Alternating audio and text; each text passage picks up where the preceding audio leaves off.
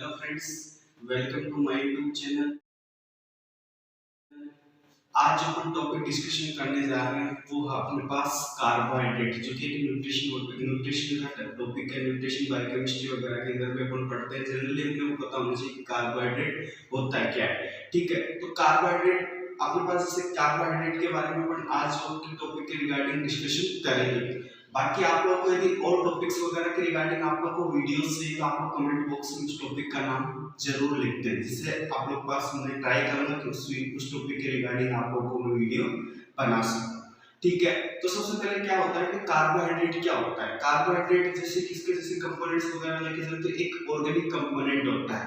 Mainly जैसे carbon, hydrogen और oxygen से मिलकर वो चीज यहाँ पे कार्बोहाइड्रेट का फॉर्मेशन होता है। ठीक है, तो एक मेन एनर्जी का जो कि अपने पास जैसे कि एनर्जी सोर्स के अंदर अपन काउंट करते हैं। ठीक है, तो ये अपने पास हो गया कि जनरली हम बोल सकते हैं कार्बोहाइड्रेट होता क्या है। ठीक है, जैसे कि जो कार्बन हो गया, हाइड्रोजन हो गया, ऑक्सीजन से मिलकर वहां पे एक कंपाउंड कार्बोहाइड्रेट बनता है। ठीक है, तो ये अपने पास क्या हो गया, कार्बोहाइड्रेट के बारे में अपन ने देख लिया कि एक ऑर्गेनिक कंपोनेंट्स होता है और एक जैसे एनर्जी सोर्स के अंदर अपन इसको काउंट करते हैं। देन आता है इसका क्लासिफिकेशन। क्लासिफिकेशन के अंदर अपन लेके चले तो क्लासिफिकेशन मेनली इसका चार टाइप का होता है।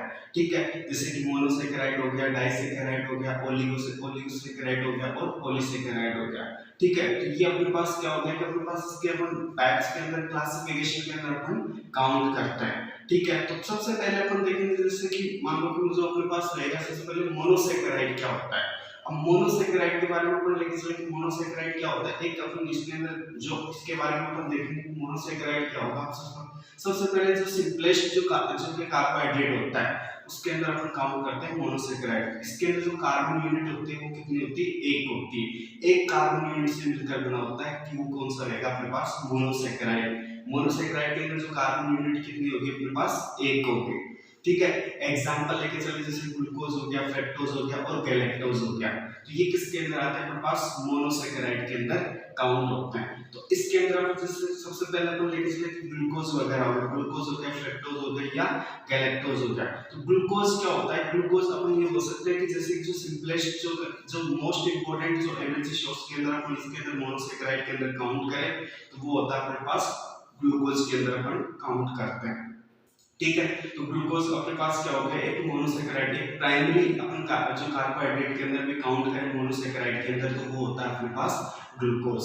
ठीक है, देन आता है फ्रक्टोज। फ्रक्टोज के अपन जैसे कि जो जितने भी जो शुगर्स होते हैं जो उनके बीच जो स्वीटेस्ट होता है वो अपने पास रहेगा कौन सा, फ्रक्टोज होता है। क्योंकि इसको जैसे कि अपन स्वीटेस्ट शुगर भी बोल सकते हैं या स्वीटेस्ट कार्बोहाइड्रेट के अंदर भी अपन इसके अंदर मोनोसेकेराइड के अंदर अपन काउंट कर सकते हैं। क्यों, क्योंकि अब जैसे जो फ्रक्टोज होता है मेनली कहां से मिलता है, जो कि फ्रूट्स वगैरह हो गए या हनी से अपने को मिलता है। इसीलिए अपन इसको क्या बोल सकते हैं, सबसे स्वीटेस्ट शुगर के अंदर भी काउंट कर सकते हैं। देन आता है अपने पास गैलेक्टोज। गैलेक्टोज को अपन ब्रेन शुगर भी बोल सकते हैं। ब्रेन शुगर क्यों बोल रहे हैं, क्योंकि मेनली क्या होता है जैसे मिल्क के साथ ग्लूकोज का कॉम्बिनेशन ओके ये अपने को मिलता है, इसीलिए अपन इसको वहां पे गैलेक्टोज भी बोल सकते हैं। अपने पास जैसे देखा आपने कि जैसे कि जो मोनोसेकेराइड क्या होता है, एक सिंगल जो कि कार्बन यूनिट होता है, इसके क्या क्या एग्जांपल होते हैं इसके अंदर अपन ने देखा, जैसे ग्लूकोज हो गया, फ्रक्टोज हो गया और गैलेक्टोज हो गया।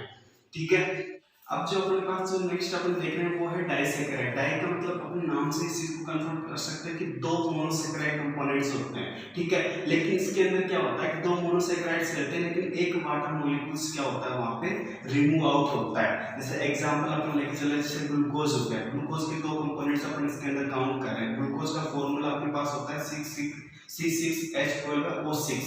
ठीक है, तो दो ग्लूकोज अपने पास रहेंगे तो C6H12 और O6 हो गया, और इसके वजह से दो हो गए तो अपने पास C12 S24 और O12 हो गया। लेकिन इसमें से क्या होगा, एक वाटर मॉलिक्यूल H2O क्या रह जाएगा वहां पे, रिमूव आउट हो जाएगा।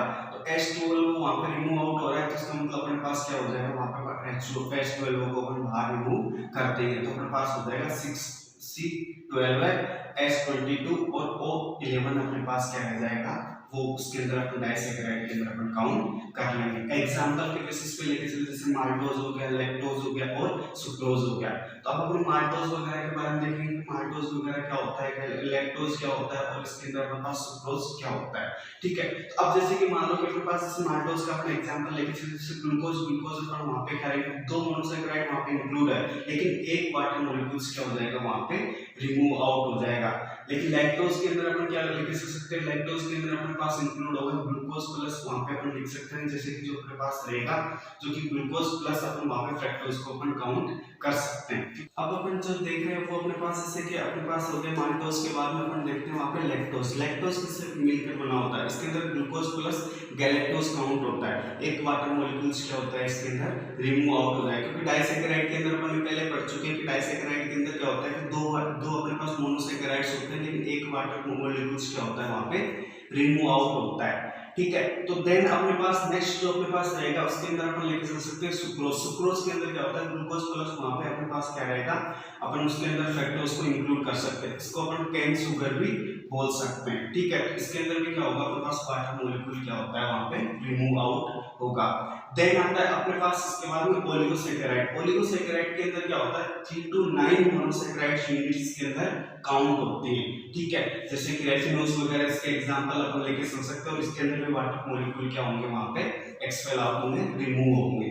ठीक है, ये अपने पास हो गया ओलिगोसैकेराइड। देन आता है पॉलीसैकेराइड। पॉलीसैकेराइड के अंदर क्या होगा कि जो कि अपने पास जैसे जो अपन मोनोसैकेराइड्स वगैरह अपन काउंट कर रहे हैं, तो इसके अंदर क्या होगा कि 10 जो कार्बोहाइड्रेट या मोनोसैकेराइड जो यूनिट्स होती है उससे अबव वहां पे इंक्लूड करता है, तो वो किसके अंदर आएगा अपने पास पॉलीसैकेराइड के अंदर इंक्लूड होगा। जैसे कि इसके एग्जांपल अपन लेके चल सकते हैं, जैसे स्टार्च हो गया, सेलुलोज वगैरह हो गया, ग्लाइकोजन हो गया।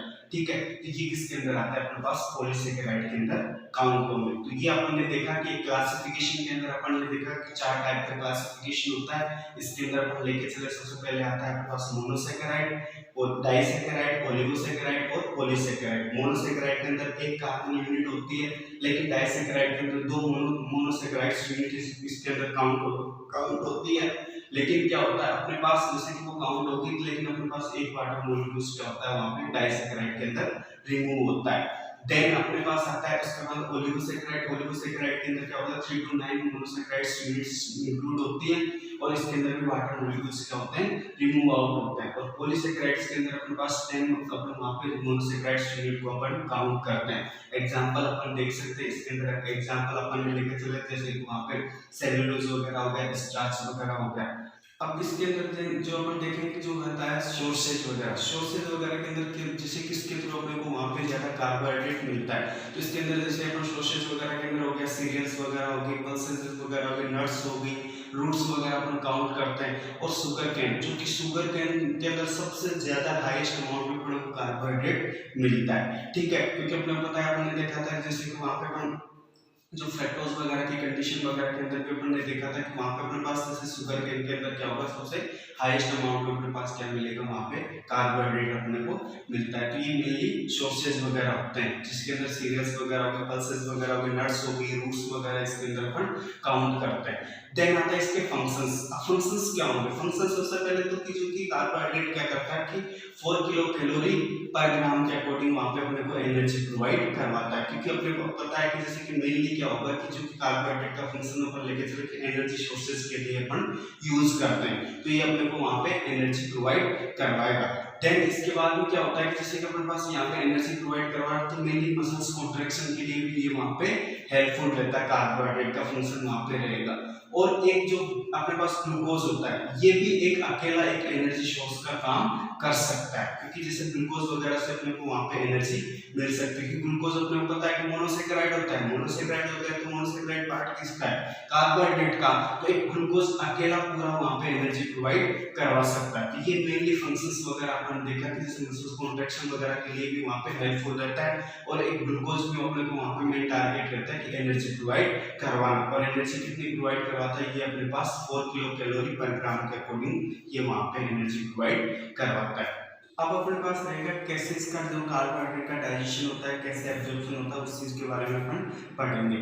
अब जैसे कि मेनली जो कि फर्स्ट जो अपन बोल सकते हैं कि जो डाइजेशन जो रहेगा सबसे पहले स्टार्ट होता है अपने पास बाय माउथ के थ्रू। जैसे कोई भी फूड अपन इंसर्ट कर रहे हैं तो वहां पे क्या होगा, अपने पास पहले जो कार्बोहाइड्रेट का जो डाइजेशन होगा वो स्टार्ट होता है माउथ के थ्रू। माउथ के बाद में अपने पास जैसे कि जो स्लाइवरी एमाइलेज होता है, ठीक है, तो उसके थ्रू वहां पे क्या होगा, उसका डाइजेशन स्टार्ट हो जाएगा। और देन स्टार्ट होने के बाद जब स्टोमक के अंदर फूड चला जाता है तो वहां पे जो वो क्या हो जाता है, वहां पे गैस्ट्रिक जूस के साथ मिक्सअप हो जाता है। और जैसे कि उसके बाद जो स्मॉल इंटेस्टाइन के अंदर इसका क्या हो जाता है, मेनली डाइजेशन वगैरह होता है। तो अपन इसके अंदर कार्बोहाइड्रेट के अंदर हम लेके चल सकते हैं कि मेनली डाइजेशन वगैरह रहेगा वो कहाँ रहता है अपने पास, इसके अंदर अपन काउंट कर सकते हैं स्मॉल इंटेस्टाइन के अंदर। देन आता है इसकी डेली रिक्वायरमेंट। डेली रिक्वायरमेंट होती है इसकी 45 to 65% जो अपने पास डेली रिक्वायरमेंट के अंदर अपन काउंट कर सकते हैं, 45 to 65%, ठीक है।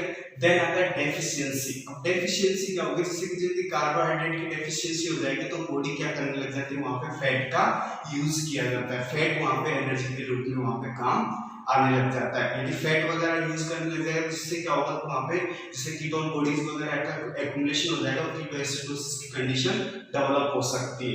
यदि एक्सेसिव अमाउंट में फैट का यूज हो रहा है, फैट का वहां पे हो सकता है कि वहां पे नीड क्या हो जाएगी, फिर वहां पे प्रोटीन एनर्जी मालन्यूट्रिशन को लीड कर सकता है। तो इसलिए वहां पे डेफिशिएंसी के लिए अपन वहां पे क्या कर सकते हैं, फैट वगैरह का यूज होने लग जाता है।